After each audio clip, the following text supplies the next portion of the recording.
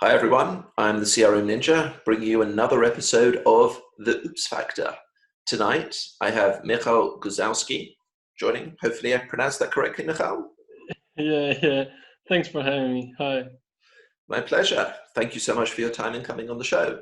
It's really appreciated. I'm getting some people from not just from the UK, but also from other countries, across the world. I'm talking to people in Australia, talking to people in the USA. It's really, really great to see this, about community sharing and learning from it. So before we get started on your Oops Factor story, I've noticed that on your Twitter profile, you have a motorbike and wanted to ask you, Yes, I do. so it is your motorbike. How did you get into motorbiking in the first place? Actually, I think it started with my dad, who actually has had. Currently, he doesn't have, but he had some few first motorbikes in Poland. Oh, wow. Yeah, he was just a fan of it, and that's how I think somewhere deep in me he just s- make some seed that grow up with my Oh, age, and yeah, I just decided to have my own motorbike, and yeah, I did travel a lot with it. So visited like Ukraine, visited Romania, the most probably famous tracks that is through the Carpathian Mountains, Transfagara, wow. You did that. Transfagarash and Transalpina. Yeah, like 3,000 kilometers in Wow. total. So like, yeah, That's a lot of incredible. fun. I have a motorbike as well. My one is more super sports. I don't take it up mountains. But I recently saw a video online about, and this is of course nothing to do with tech, but about motorbiking, which I'm also passionate about and stuff, about a guy who had a Ducati, and he's done over the past 5 years, he's done almost 100,000 kilometers on it traveling. He's based in Eastern Europe, somewhere, I don't remember where, maybe Ukraine or something. He's gone through Turkey, he's gone through Jordan and through Israel, he's gone through Nice, Russia on a Ducati, nice. which is really not the sort of very comfortable. He's modified it along the way. So, Yeah. yeah, At some point in my life, I'll definitely take some 1 year break off and just do traveling because sounds it's good. awesome. The feeling how you can feel the road, how you can feel the people, talk with them, the kids that are running and just making this sign just to Yeah. it's awesome. You cannot compare it to traveling by car. No, no, no, not at all. I mean, when it rains, it's a bit dreary, but yes. You cannot compare it. Like I've taken mine across to Europe. I've taken mine across to Ireland. I've been around the UK on my one and stuff. So not as perfect. far afield as you. It's a lot of fun to Yeah, do. I'll send you a link, by the way, to the video so you can see this guy who took it. It was unbelievable what he did. definitely. So yeah, and in some ways, the biking community is actually very much like the technical community because I've, I've traveled quite a bit around the world, and it doesn't matter that I ride a super sport bike or somebody else has a Harley Davidson. The moment you see somebody and you can connect with them and you talk about bikes, it doesn't matter what religion you are or where you're Yeah, from. It's like a universal language and acceptance and community. And the technical community is like that as well. It doesn't matter if you've been working for 20 years in the Microsoft app space or you're working for 2 months. You can still talk and share stuff. So it's yeah, really a big sense of things around that. yeah, So yeah. That's true, definitely. and it's also very awesome. Actually, I had a great experience with motorbike community in Romania, where I have an accident actually. Oh, So yeah, I was. It was actually the very beginning of our trip because when I was traveling to Romania, to the Carpathian Mountains, I was traveling with my four of my friends, okay. and there was like very curvy roads. So like I've you seen want pictures to of it. yeah, so you want to do it as fast as possible, and when you're leaving the curve, you want to run a little bit faster, Yeah. and when you're doing such curves for the first time, you shouldn't actually do that. You shouldn't speed up. What I did, so that's how I ran out of the road and Okay. just fall down. Um, Ouch. I mean, not fall down, but rather just drop off of the road, and my motorcycle got some problems because the steering wheel was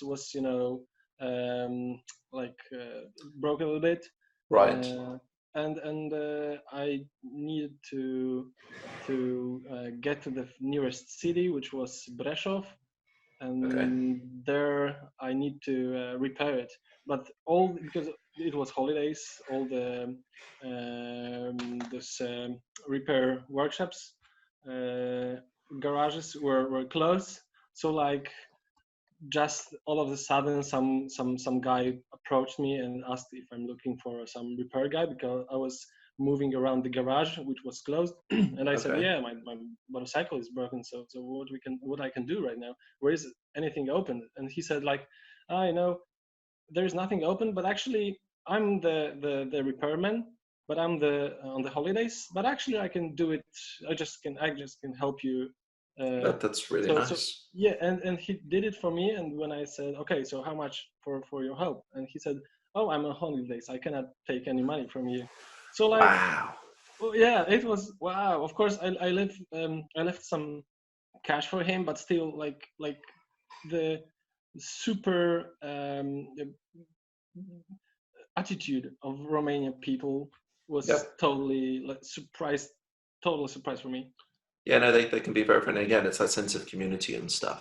Yeah, yeah. So that was, motorbikes. Let's move on to Oops Factor. Hopefully it wasn't when you took the curve too fast. Let's hear what you've got to tell us.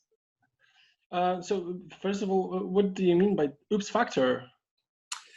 So generally, the oops factor is when something hasn't gone quite right, and you might say oops, or you might use other words, which I'm not going to use, but other people might, and you realize that something has gone wrong, and learn from it. How you dealt with Yeah, it, what you could learn to do something better yeah. that you could share with us.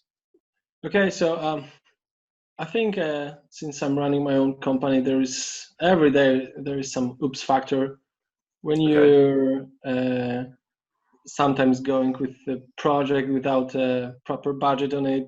Sometimes you're going with some project without proper formalities. Sometimes you're going with wrong technology approach, and in the middle of the project you discover that oops, it's a dead end. We should now just take one step back and maybe change this database to So, some for other instance, technology. if you Sorry. talk about a wrong technology approach, so why would that have happened? Um, because, for instance, I had a project where we started with my customer. Like the very first talk with my customer was like, okay, we need some simple Power Apps application to just cover our very simple process. It shouldn't be like maybe 3 4 lists and that's it. The whole project should take no more than up to 1 month. Well, 1 month is it's way too much. Wow. And actually it's 6 months after that talk and we're still doing this project because this 3 4 lists becomes like 20 40 lists. So of course SharePoint shouldn't be as a main database for such huge relationships of No. lists. um, and yeah, the funny thing was in the middle of the project where like for the third, fifth, sixth time, the requirements has changed. And I asked my clients, okay, so you know that we actually agree on something on documentation, and why we change the requirements one more time, which affects the whole design of the database, for instance. And Right. he said, like, because actually we don't understand our process yet, so we actually need this project to group everything together and just make some snapshot of it, because this process is constantly living and Oh it's gosh. evolving all the time. So they wanted actually to structurize the knowledge by building some stable Power App application. So actually any kind of application, but we started with the Power App. Okay.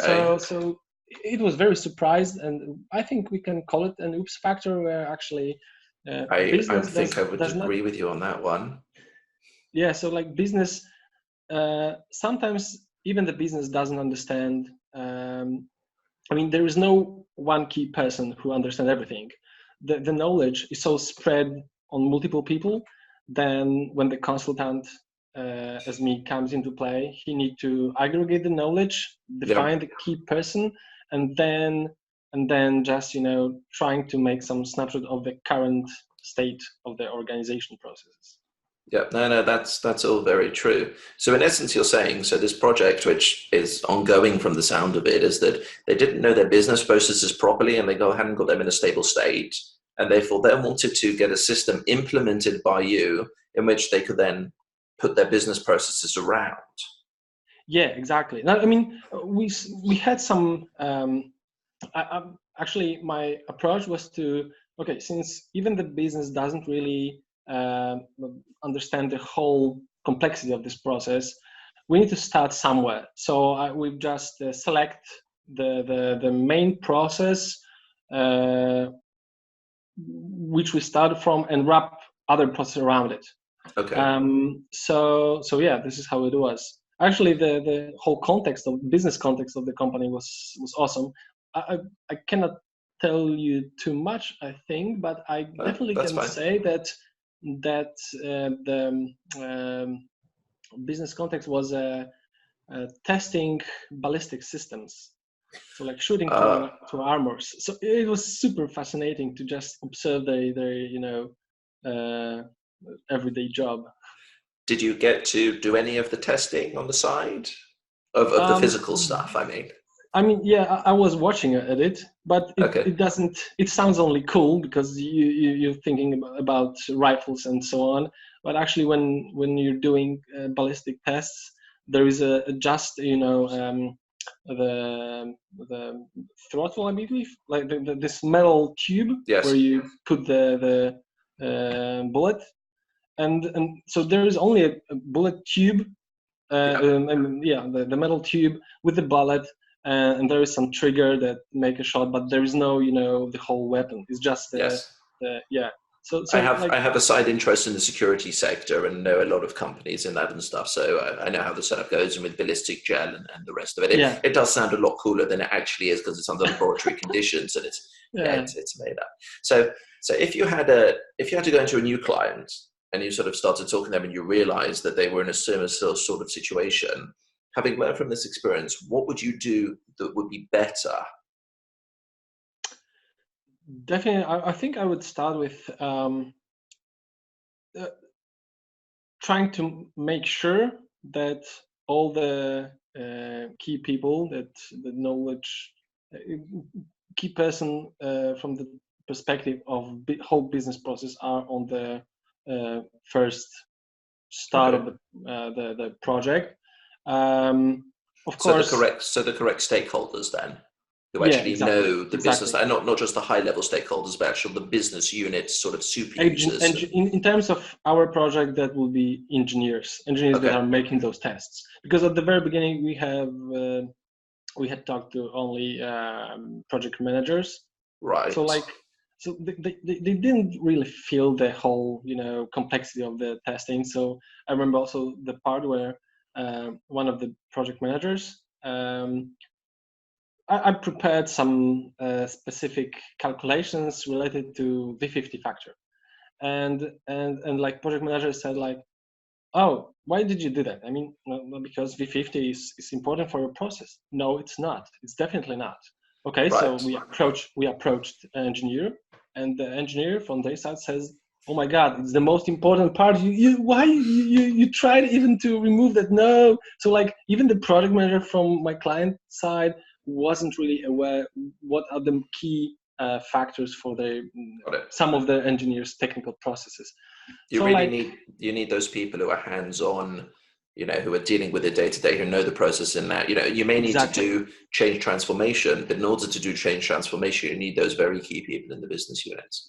Yeah, and sometimes there is a problem that the decision makers are not the one who are also working on. So this is the place where you need to make sure, and sometimes it's very hard because business says like, oh no, we as a decision makers, we know everything, so we don't need to take time of those engineers who need to work very much.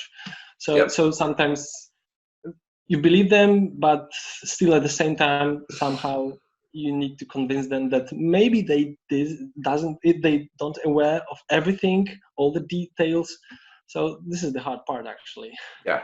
Very, very important. A phrase that I love is, you sweat the details, you make sure. Mm-hmm. Yeah. Brilliant. Well, thank you so much for coming on to share your story. Now, if I would ask you to recommend someone to come on the show who could share their story, anybody you know, who would you recommend? Um, Who would you want to see and hear their story? yeah, I think you can contact with Tomasz Puszytek, Okay. who is doing a lot with power automation stuff. So Brilliant. now it's called Power Automate, but I was about to use word flow. So The yeah, product but no, formerly known as Flow. Yes. yeah, exactly. Brilliant. So I'll yeah, drop you a line to get his details and we can get him invited on. perfect. Well, thank you so much for coming on. It's Thank been you a very pleasure much to as have you. well. We Thank you. hope that people watching this have enjoyed this episode. Please feel free to subscribe to the playlist of the other Oops Factor stories. If you'd like to appear on it, please fill out the form below with the link and I'll get through to you. And also feel free to take a look at my blog where I'm blogging about a whole load of stuff. Have a great day.